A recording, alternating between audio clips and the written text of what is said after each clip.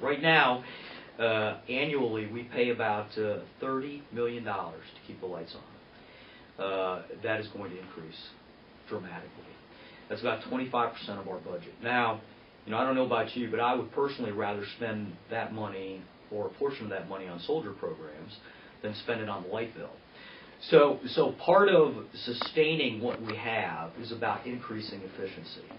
Now, our Director of Public Works has been doing some great things in terms of getting as much efficiency as we can, looking at some of the lighting systems, replacing them with more efficient lighting systems, a great program with the radiance heats. If you go to the gym, some of the hangers on post, any big building, the ability to take the heat that comes out of the ceiling and get it to the floor where people are comfortable, that's a challenge because you got all that cold space in between.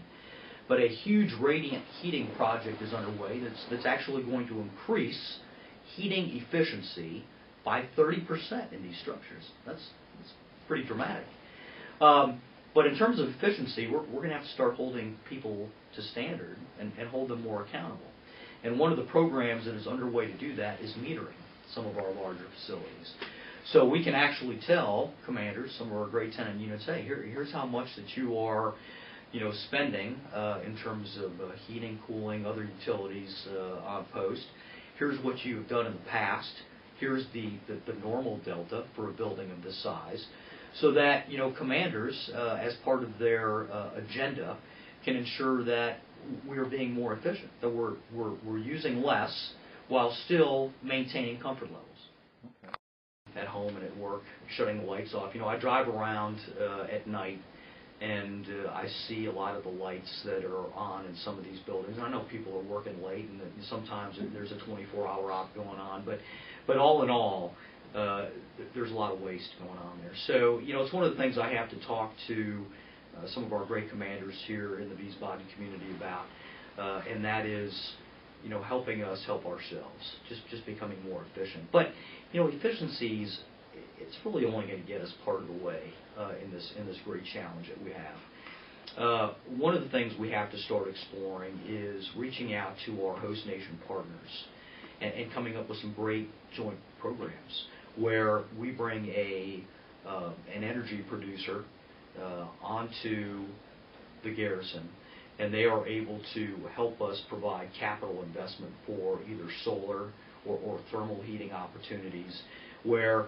okay, we're doing the best we can to be efficient, but now we got to start perhaps putting more energy back on the grid. How can we do that? Can we put solar panels on top of the Mission Command Center or on top of our parking garage? Can we use thermal heating? And oh, by the way, this region near the Rhine is a key center of gravity for thermal heat pockets. So can we bring some of those opportunities and partner with the Germans better? I don't know. It's areas we have to explore. So being more efficient, partnering with the Germans better, but there's a third way that we need to tackle this problem, and it's a lifestyle issue. We talked about one of them, and that was parking. Just walking to work from the parking garage. Part of it's about individual efforts. Bike into work. What a concept. I used to do it when I was in Heidelberg every day. I biked from our housing in Patrick Henry Village to Campbell Barracks. By the way, about the same distance from PHV to Campbell as it is from Auckham to here at Wiesbaden Army Airfield. So, clearly marked bike paths. One of the things I want to look at, taking a page out of the playbook from some of the big cities, Chicago, New York City, Washington, D.C., is a bike share program. What a concept. Put a bunch of bikes on post, on your honor. Give soldiers a combination that sign up for the program, not just soldiers, sailors, airmen, and Marines, but family members. Have them go to the bike rack, take a bike off. They're able to ride it to a facility where there, by the way, is another public offered bike rack. Lock that bike up, and now they have not only gotten some exercise, but they've also taken one more car off the road. So it's not just about parking and expanding roads. It's about changing the way that daily we live and we travel throughout the community. Part of this is certainly about about the community and how we live, but also more people are living on the earth. We're using more resources.